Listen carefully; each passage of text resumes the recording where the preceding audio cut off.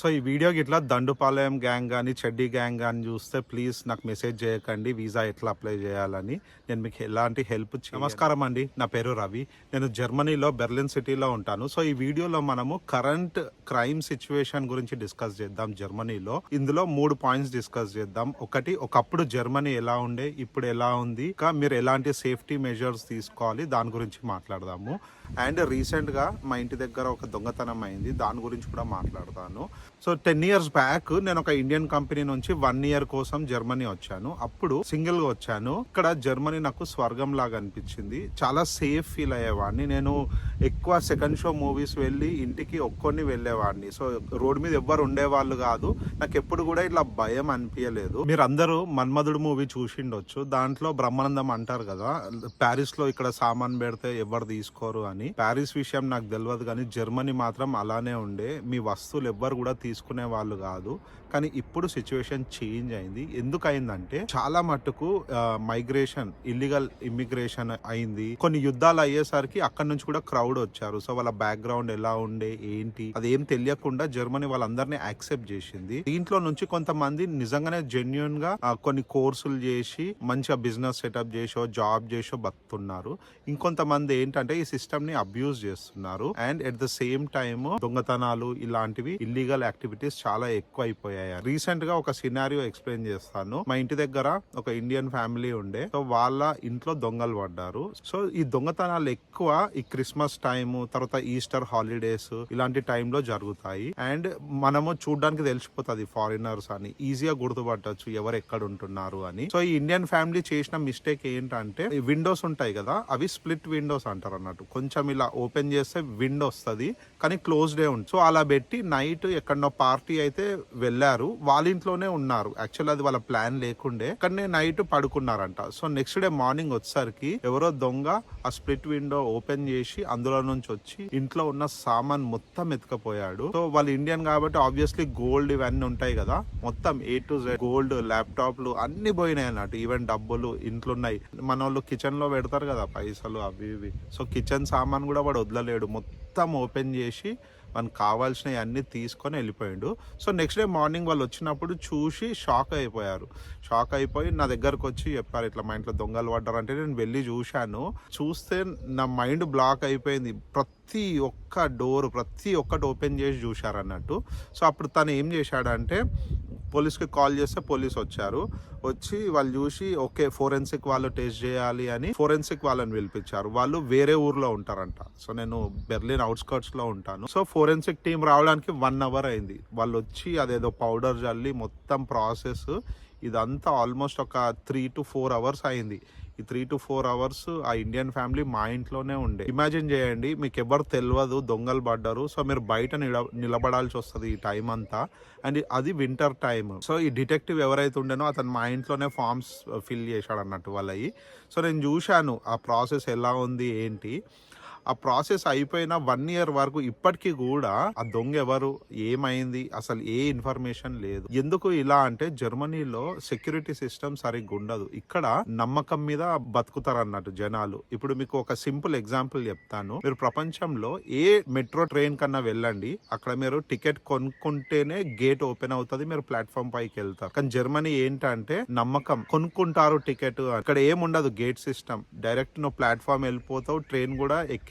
And checking కూడా చాలా తక్కువ అవుతుంది అన్నట్టు. నా లాస్ట్ 5 years లో మేబీ నన్ను 5 times చెక్ చేసి ఉండొచ్చు. అందరూ టికెట్ కొనుక్కోవాలని, లేదంటే అది ఒక కేసు అవుతుంది. ఇవన్నీ డిఫరెంట్ స్టోరీ. సో నేను ఏం చెప్పాలనుకుంటున్నా అంటే ఇక్కడ ప్రజలని నమ్ముతారు అన్నట్టు. మన ఇండియాలో ఇప్పుడు అపార్ట్మెంట్స్ కానీ రోడ్ల మీద CCTV కెమెరాస్ ఉంటాయి.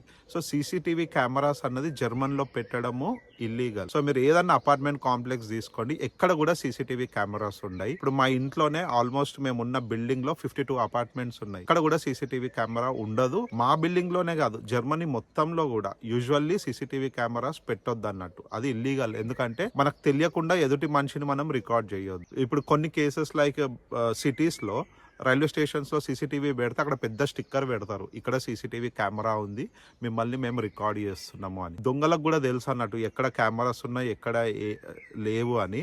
ఎవరి ఇంట్లో దొంగతనం అయితే 99.9% ఆ దొంగ దొరకనే దొరకడు. సో ఇది ఒక ఫియర్ ఫ్యాక్టర్ అన్నట్టు. ఈవెన్ మేము కూడా ఎప్పుడన్నా ఎక్కడికన్నా చిన్న వెకేషన్ పోయినా నాకు ఎప్పుడు ఈ స్ట్రెస్ ఉంటుంది, అయ్యో ఇల్లు సేఫ్ ఉందా లేదా అని. సో మీకేం చెప్పాలనుకుంటున్నా అంటే, ఎవరైతే ఇండియా నుంచి ఇక్కడికి వస్తారో ఈ గోల్డ్ కానీ ఉంగరాలు బొంగరాలు ఇవి ఏం తెచ్చుకోకండి, అవన్నీ ఇంట్లోనే పెట్టుకోండి ఇండియాలో. ఇక్కడ పెట్టుకుంటే మీకే సెక్యూరిటీ థ్రెట్. ఇంకో విషయము, జర్మనీకి చాలామంది మన అమ్మాయిలు బంగారం తెచ్చుకుంటారు. యూజువల్లీ బంగారం తెచ్చుకుంటే డిక్లేర్ చేసి ట్యాక్స్ కట్టాలి. ఇక్కడ 400 యూరోలు అంటే ఆల్మోస్ట్ 40,000 రూపాయల వర్త్ గోల్డ్ మాత్రమే మనం తెచ్చుకోగలము. అంతకన్నా ఎక్కువ తెచ్చుకుంటే మనం డిక్లేర్ చేయాలి. మీరు చేయలేరు, దొరికారనుకోండి మీ మీద కేసు అవుతుంది, అది స్మగ్లింగ్ కిందకి వస్తుంది. చాలామంది ఇండియన్స్ రీసెంట్గా దొరుకుతున్నారు. అండ్ ఈ ట్రెండ్ చూసి పోలీస్ ఆఫీసర్స్ కూడా అర్థమైపోయింది ఇండియన్స్ దగ్గర బంగారం ఉంటుందని. మన వాళ్ళు మెయిన్గా యూజ్ చేసే ఎయిర్పోర్ట్ ఫ్రాంక్ఫర్ట్ ఎయిర్పోర్ట్. ఇండియా నుంచి ఫ్రాంక్ఫర్ట్ చాలా చీప్ ఉంటాయి flights.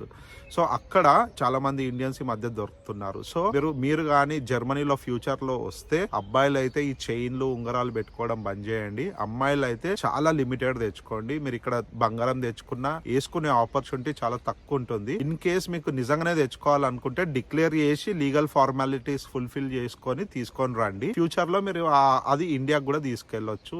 To and fro a problem ఉండదు. ఏం చెప్పాలనుకుంటున్నా అంటే, సిచ్యువేషన్ ఒక అప్పట్లాగా లేదు. బయటకు వెళ్తే కొంచెం కేర్ఫుల్ గా ఉండండి. Mobile phone and especially metro train నుంచి మీరు దిగుతారు కదా, దిగినప్పుడు కొంచెం చూసుకోండి సరౌండింగ్స్.